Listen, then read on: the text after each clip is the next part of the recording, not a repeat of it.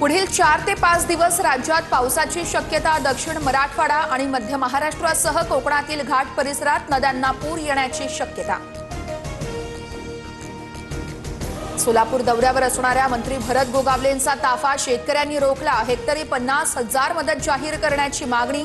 लवकरच मदत जाहीर करण्याच्या आश्वासनानंतर शेतकऱ्यांनी गोगावलेंचा ताफा सोडला।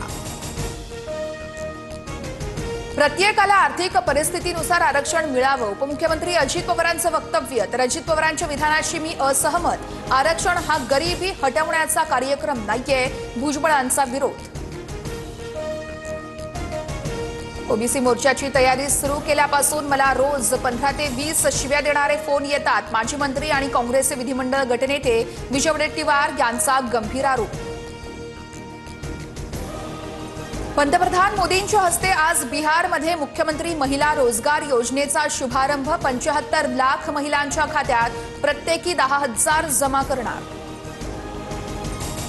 राहुल गांधी यांच्यापेक्षाही पुढचं वर्जन माझ्याकडे।